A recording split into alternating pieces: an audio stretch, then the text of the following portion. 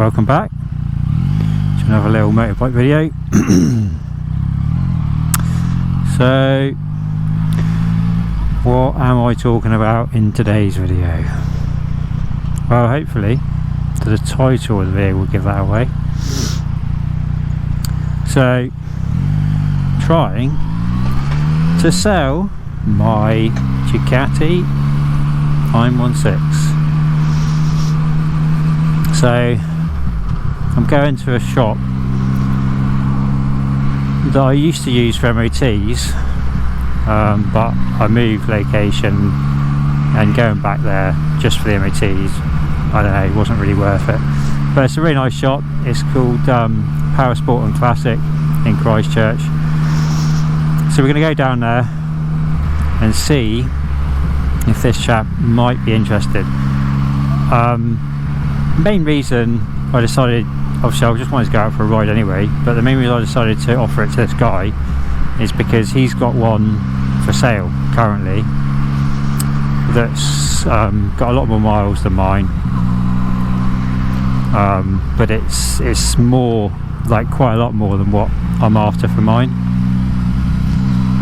So all different dealers are going to have different markups they need to make for the profit, and I'm not sure what this guy's is. One of my mates used to work for a dealer and they had like just a standard set figure they wanted per bike, and it was £1,000 a bike. They just bought and sold second-hand bikes all the time, any make, any model. Just, you know, they weren't looking at classics or anything, just whatever they could get their hands on that they felt they could make that nice little bit of turnover on. But I'm a little bit concerned this guy's going to want to do more than that, so probably he's not going to be interested, because I'm assuming the bikes that he sources to sell he manages to get dirt cheap for one reason or another. As he's got the garage that does the MOTs as a part of the business, there's obviously potential for him to pick up something that's a little bit in need of work, whatever that might be, so he can probably get stuff at really good prices, because the person looking to sell has just had enough, you know, oh, this thing's doing my head in, just keeps, you know, doing this or that. And so yeah, he might know, oh yeah, all I've got to do is change this or change that, and off we go. So anyway, yeah, like I say, a little bit concerning on that.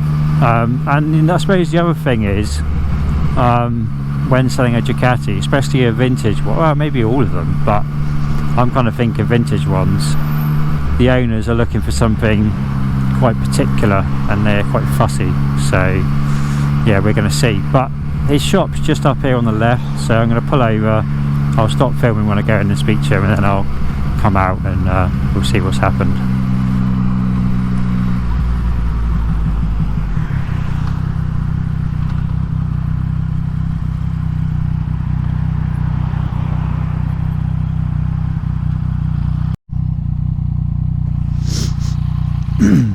And we're back.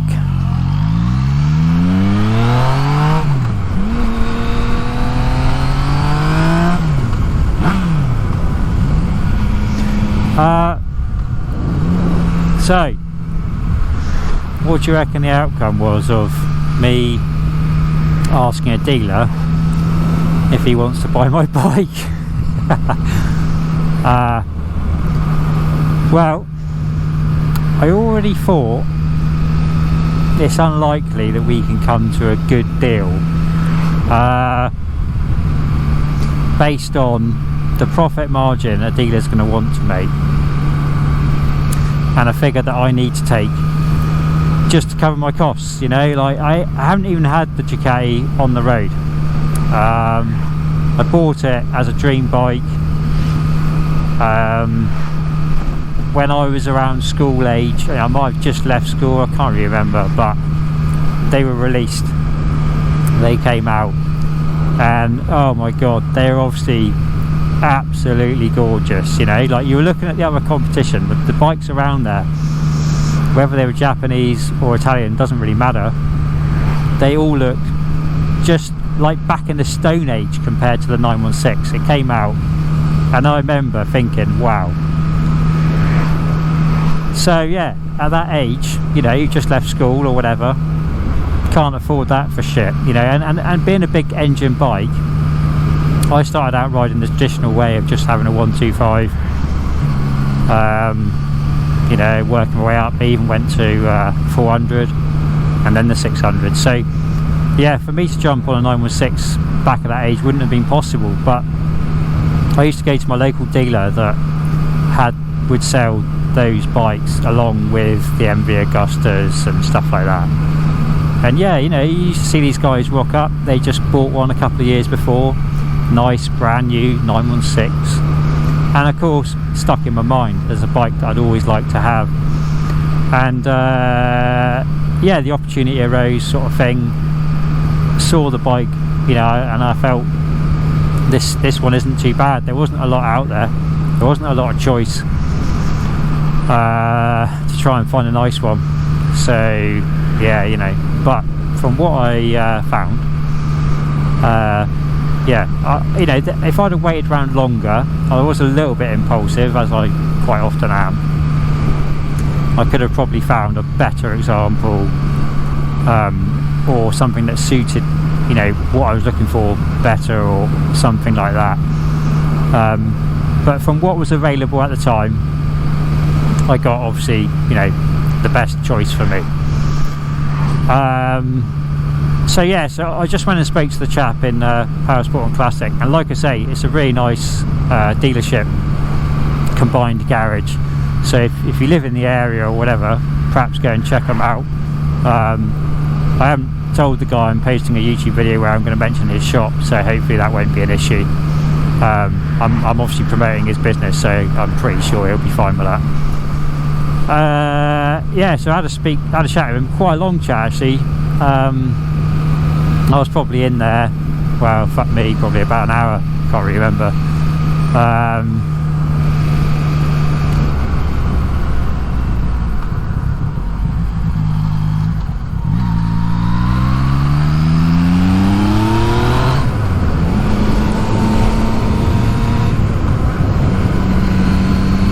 Yeah, so like I say, he was chatting away to me, and the other one that he had in the shop, he told me he's just sold it.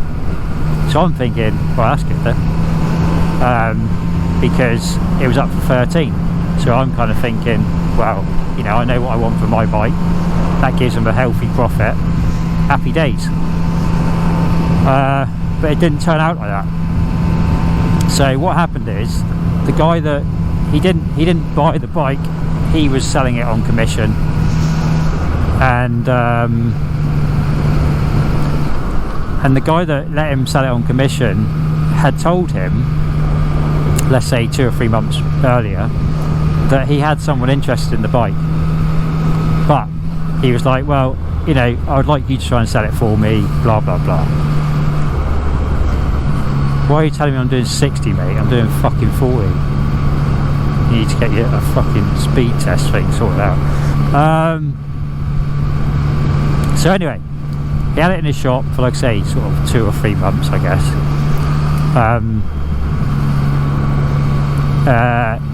And it hadn't sold.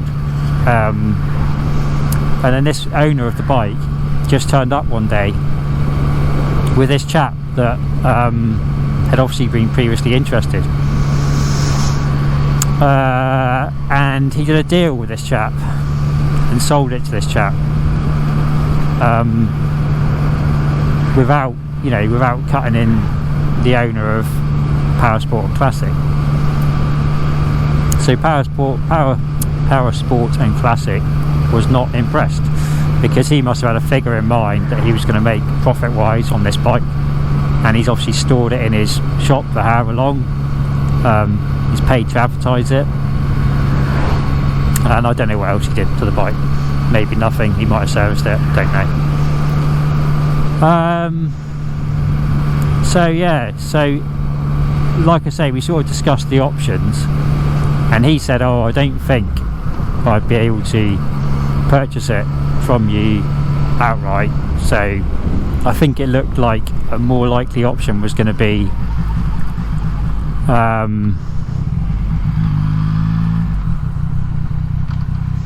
he would sell it for me on commission basis.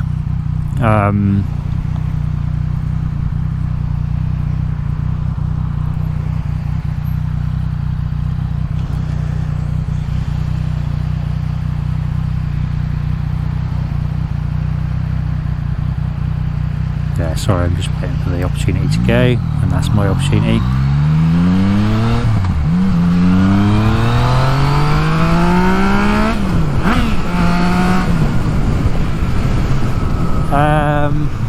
So back to business, right? Yeah, so he said he'd probably sell it on commission basis for me, and of course then you look at what his commission is going to be, which is quite high in my opinion. When you go up to a higher value bike, that commission is just too steep, because it takes out too much of the profit. You know, I said to him, my mate worked for a dealer previously, and they had a policy of just, we need to get £1,000 profit cleared per bike. I guess they'd be happy if they can get more than that, but that was their bare minimum. And there's something going on here, obviously, I think. Oh fuck knows what's going on. People all over the shop, aren't they? So where were we? We were discussing my mate, yeah. So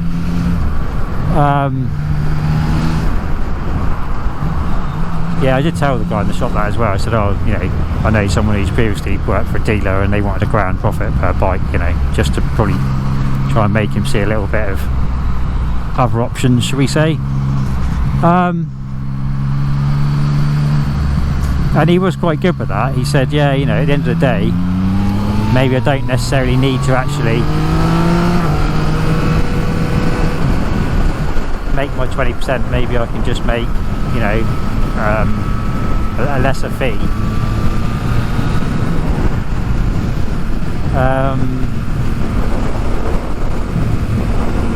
As long as he covered whatever. So the only issue is that if you decide to take the bike back from him, he's going to charge you, I think it was 250 quid,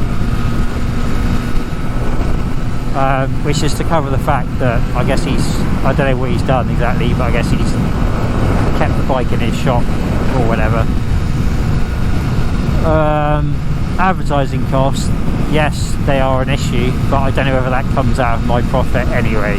So it's possible that 250 quid is on top of advertising costs, and it may end up being on top of storage costs. I didn't go through all that finer detail with him, but yeah, that does seem to be a problem with the whole, if you choose in the future to not continue with him selling the vehicle. And that is another issue, because if he's selling it on a commission basis, right, like I say, he's not really bothered how long it takes to sell, I'm guessing, although it's taking up space in his shop, but I'm kind of feeling like he's not going to be too fussed whether it takes 6 months to sell or whatever, as long as he makes his cut. So that's another issue, because I don't want it, if I'm going to sell it, I don't want it sat around for like donkey's years in his shop, and then I decide, well, okay, this guy's not managing to sell my bike at that price, now I need to take back my bike, but I've still got to pay the guy that 250 quid, and I've just wasted like 2 or 3 months, you know, getting nowhere with it. I guess I'd be happier if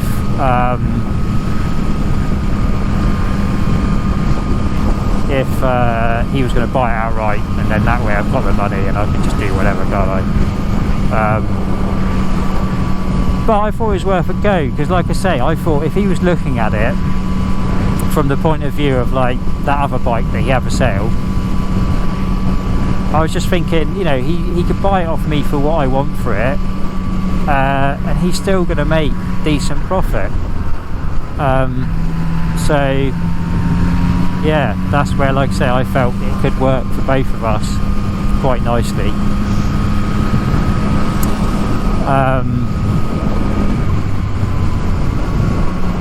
So I'm not sure what we're going to do. He left it totally in my hands. I said to him, I'll go away and I'll look at what other dealers are trying to sell my bike for. Try and find another bike that's in the same sort of condition as mine, which is completely immaculate. Perhaps too immaculate in my opinion. It just doesn't, I don't know, it's possible maybe it's been resprayed because it just looks so clean. But anyway, so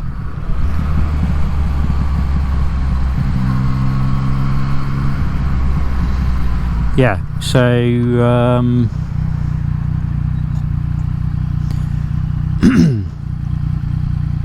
yeah, I said to him I'll have a look at what dealers want for it, because for the profit that he wants to make, we've got to have it up for I think he was saying 13.5, maybe 14. I can't even really remember, but I remember thinking like that's too much. I don't think people are going to be interested.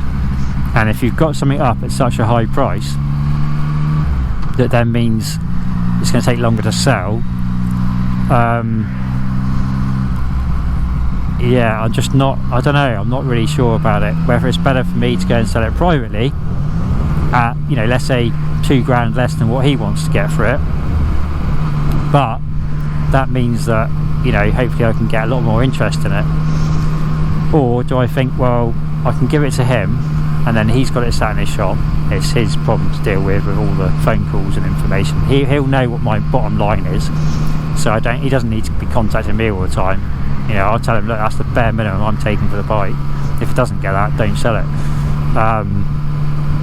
So yeah, I could do that, and then like I say, that leaves it in his hands, and I don't have to worry about it. It gets it out of my garage, I guess. That's another good thing with the amount of bikes I need to work on at the moment. It's taking up space, it's in the way. Oh, okay. Alright, mate. Oh, you're turning. Nice indicators. Fucking bellend.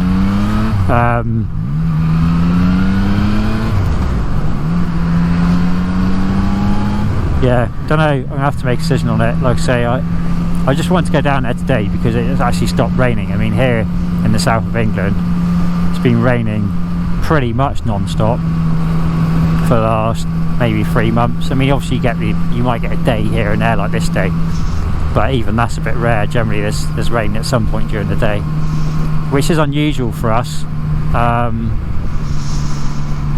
But we had the hottest summer on record, more or less. Might be the third hottest summer or whatever, I don't know. But obviously along with that we had a very dry summer, so now unfortunately it's just catching up with us, all this rain. It's frustrating because it's actually so mild. Like, it's actually, I think it was highs of 11 today down here. So today where I'm riding now is probably, I'm hoping above 10. It might be, like I say, might be kicking on a bit in the day now, so it might be like 8 or 9 degrees, I'm not sure. But anyway, it's mild, it's nice and warm, but you can't really get out because of the rain.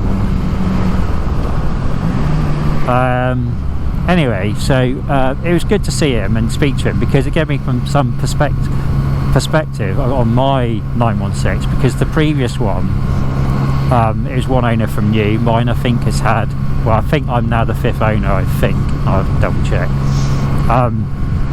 So obviously that was a big selling point for that bike, and it's just been serviced and other stuff like that. But like I say, I felt it was high mileage. It had like 25,000 on it or something like that, and I was like, for those sorts of bikes, it's not ideal to be looking at that kind of mileage.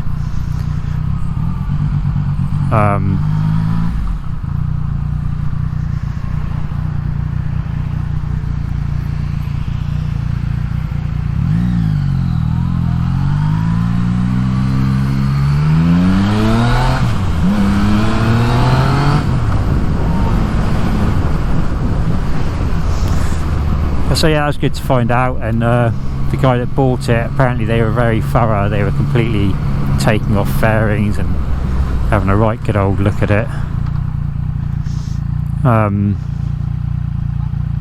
So yeah, that's kind of interesting, isn't it? That, you know, like I say, and it sold for a hell of a lot less than what he had it up for.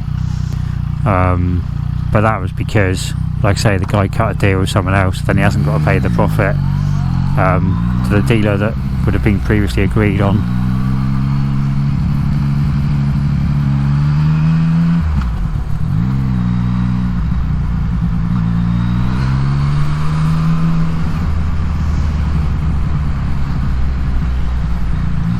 So, although I've come down into Wimborne, sorry I'm getting off topic now, but I think we've probably covered a lot of that 916 story, but probably dip into it again, and me. Yeah, I'm going through Wimborne now. Nice little part of Dorset, this. But you're not really going to get to see it because I'm just shooting on through and heading on out towards Cranbourne sort of direction. So yeah, sadly you're not going to get to see the centre town of Wimborne, because it is, like I say, it's a nice little place. But you're going to get to see a tiny bit of it.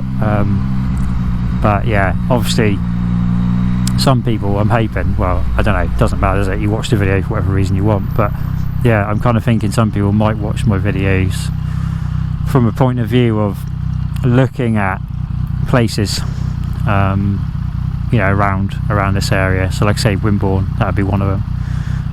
But we're going to get out onto the country lanes in a minute, which, well, it would be a lot more fun, but I've got to be a little bit sensible.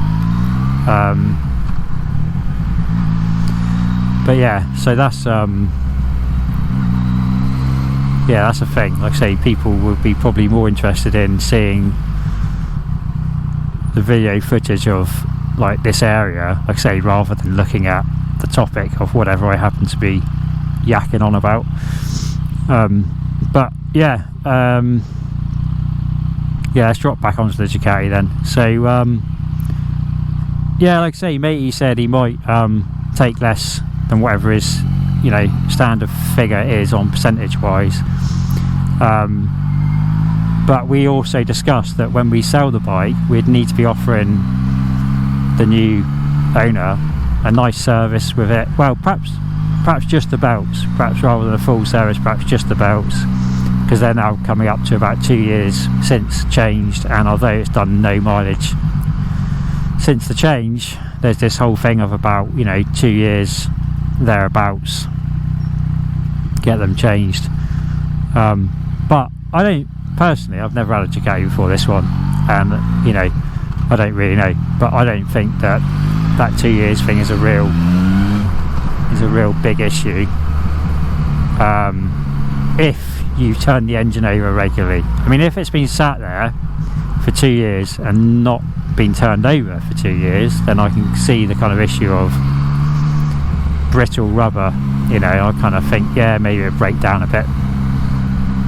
But if you have turned it over reasonably frequently, yeah, I kind of feel like chances are the belts will be fine. But the fact is, like I say, they're advised by Ducati to change them every 2 years regardless of mileage. So in along with the sale, you're going to likely need to stipulate you're going to offer them new belts. Although this is not a Ducati like main dealer, so I don't know whether actually the buyer might say, well, no, I don't want you doing it, I'll take it to a proper dealer so I can get that dealership stamp in the book. Like I say, don't know, but like I say, what we were working out is what do I need to get out of the bike to cover my costs, and you know, and what does he need to get out of it. And obviously, yeah, we're thinking about the fact that if we offer this during the belt service and then the MOT, it's all eating into someone's profit, and it ain't going to be his, is it? So it just makes it harder and harder to get that deal between me and this dealer for selling my bike, which is a shame really, because like I say, where he's selling it on like a sort of commission basis where he hasn't had to actually pay a penny for the bike, that's where I was kind of hoping that he might not be as concerned about making the maximised profit. He might be more up for like, well, okay, yeah, I've just had it in my shop for a few weeks and I've made a bit of money for nothing. Well, obviously he will do some advertising on it and deal with some of that, but you know, so yeah, don't know the answer really. And I think, like I say, I kind of think like Ducati ownership is a little bit different to what I'm used to, because I've never owned a Ducati. I'm more like, I've had mostly Japanese bikes my whole life, but I've now got British classic bikes. But yeah, the Italian thing has not been my thing, because I was always feeling like it's just too high maintenance, too beyond my price, you know, sort of affordability. But yeah, obviously I decided to get one, and then now I'm looking to sell it, and I've never actually even had it on the road, which is like obviously a bit sad. However, you know, finances are finances, and I can only do what I can do. So yeah, I guess if I sell it private, then I might stand a better chance of getting back what I need to get back on it to just to cover my costs, which is an obvious factor, isn't it? But like I say, I think Ducati owners are a different sort of breed really, and I kind of feel like they might feel a lot more comfortable dealing with a dealer, even though it's not a Ducati dealer. Like I say, he does sell a lot of Italian classics, a lot older than what, you know, the 916 is really. Well, it's probably a mix, but yeah, he's into classic Italian, that's one thing for sure, and he knows his stuff on that, which is why I kind of went to him as well. I kind of thought, you know, you might get a decent amount of client base in here. So yeah, anyway, right, there's a kiddie up behind me on a bike, just going to pop up past this lot.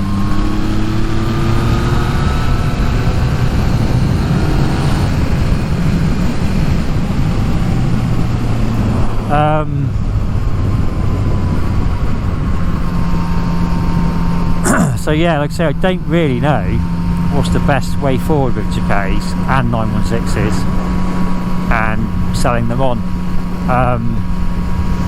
Yeah, it's one of them, isn't it? What do you do? But yeah, I wanted to go out for a ride anyway, so because I'm actually still continually testing these new gloves that I've got from a point of view of, are they tackling the cold well or not? And they're pretty good, but like I say, on today's weather, fucking hell, that shit me up a little bit. Yeah, on today's weather, when I left, like I say, it would have been about 10 degrees, and they're going to work fine in that, so that's really good. Because my other winter gloves that are older, even at 10 degrees, I'm still going to be cold. But these, they're perfect at that kind of weather. But I've got to admit, like I say in my previous video, I think it was my previous video, 7 degrees it was, and I could feel the cold. So I don't think they're really, in my opinion, an all-out and out winter glove. Well, they are a proper winter glove, but I think, like I say, people nowadays have got all these heated grips and all that kind of jazz. So yeah, obviously that makes a difference. Right.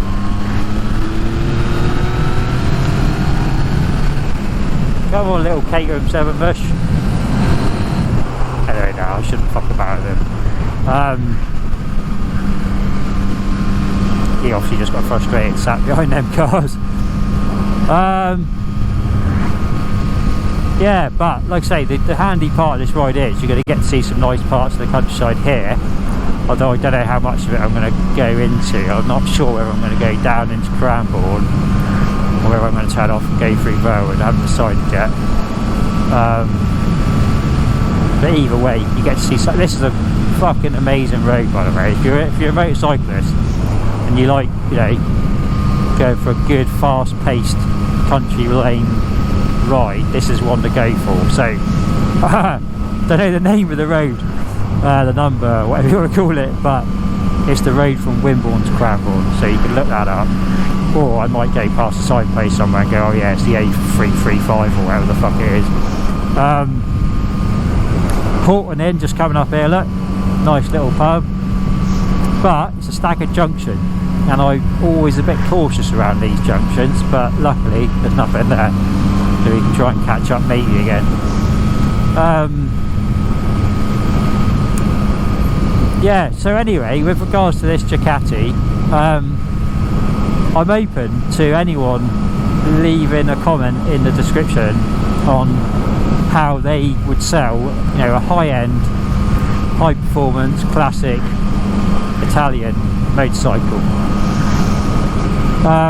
You know, comments are a little bit of a funny thing really, because people can just write whatever they want on there, and they can be rude, they can be abusive, they can be aggressive, and yeah, it's going to fuck me right off.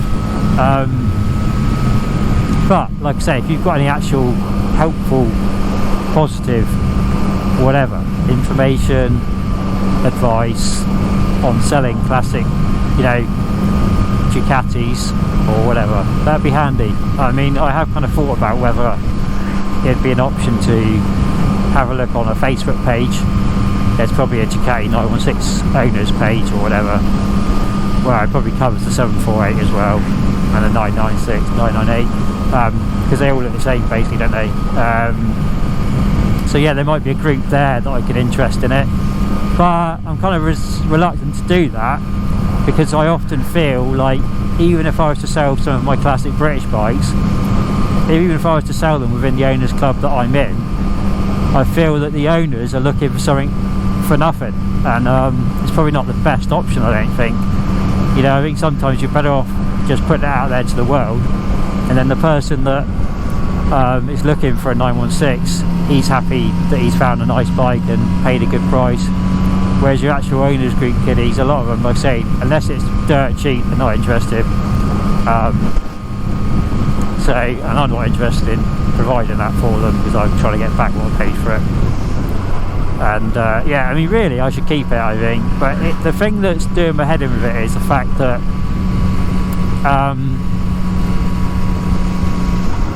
you know, if I keep it on the road, I've got to pay for a year. Let's say I have it on the road for a year, because that's a nice little like target. Just have it on the road for a year, then sell it on, or fall in love with it and think, no, I've got to keep it forever, which was the original intention. That's why I paid the price I paid for it, I suppose. I was like, well, I'm never going to sell it, so it doesn't really matter.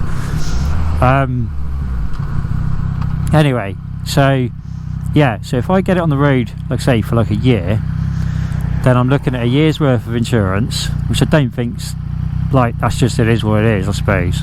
But on top of the year's worth of insurance, I've got to deal with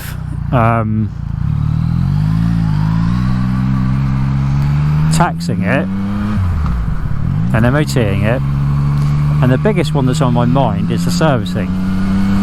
So when I bought the bike, I know that I don't use dealership for services. I just do all my own servicing, all my own mechanics. You know, I suppose there's certain things I can't tackle, but anyway, for general servicing, there's no way I'm taking it to the garage, just because I guess the cost, you know. But so anyway, with a Ducati though, like I say, it's a different kettle of fish. My other bikes, I don't think, you know, like an old Japanese bike, I mean, maybe people are a bit different these days, but they were never ever going to question you on, you know, has it had a full service history, because just none of them did. You know, like if you had a bike out there with, I don't know, 25,000 miles on it, and it was, let's say, 10-15 years old, Japanese bike, like I say, nobody would be expecting you to have, like I say, like for every single mile service record history from a main dealer or whatever. So yeah, so I've always, like I say, done my own.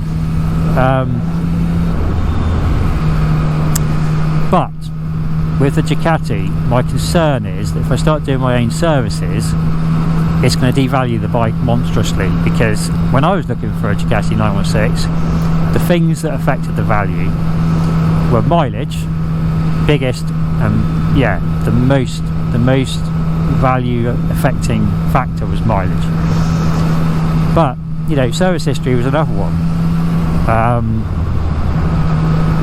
So yeah, so I'm kind of pondering if I did my own service. I bought the tools. You need these certain tools to change the belts. Bought them, fully intending, like I say, to do my own belt change before I got it on the road. And I was going to do the oil change and fluids and all that shit. But like I say, if I go ahead and do the well, it's not really about me doing the work, but yeah, if I went ahead and did the work and then go to sell it a year later, I think, like I say, it's going to put people off.